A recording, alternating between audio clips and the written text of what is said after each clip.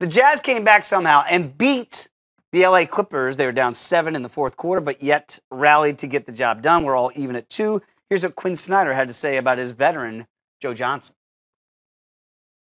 Well, we were kidding around. It's Sunday, and they used to call him Joe Jesus. So he has that impact because of his poise. I think he settles everybody. He's so sure with the ball. It's not often you find a guy that has that combination of skill as far as his ability to handle the ball and make plays. We knew this is who he is, and he knows it's playoff time, and this is who he is. High praise, I'd say. 28 points in that win. Also had the game winner back in Game 1, of course. Has he been the best player this series? Now, we know Gordon Hayward's been sick, and we know that Rudy Gobert couldn't even get out there until this game. But overall, to be 2-2, and you can take Chris Paul if you want, but has he been, Joe Johnson, Joe Jesus, the best player on the court? No, I'll take Chris Paul. I mean, you look at what Chris Paul's been able to do. It's really unbelievable. The numbers are crazy. That's not to take anything away from what Joe has done. The weird part is ISO Joe, I could be wrong here, but watching him play his whole career, I always took that name as a little bit of a dig. Oh, ISO Joe, no doubt. It's just got to be me, and that's it. And Not everybody else interested in passing, taking bad shots, forcing it up. Not always, but had a propensity to do that a little too much. A little too much.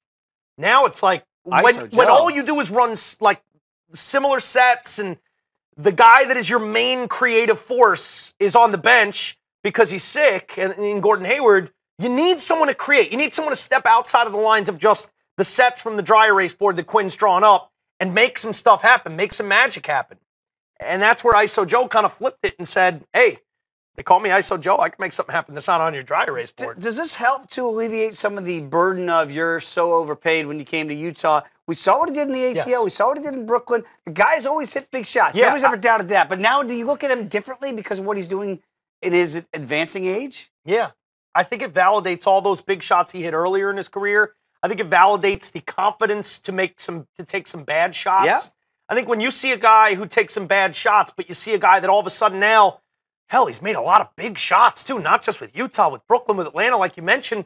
Well, then you're entitled to take some shots that there's a reason you think you can make the shots you miss because you're confident, because that's the type of player you are. And we saw in Game 1 and Game 4, it went down. And this series would be very different if those kind of shots in Game 1 to win, or the type of play late with the 11-0 run personally he went on. The series could be over. The series could be over. So I think Chris Paul's been the best player in the series.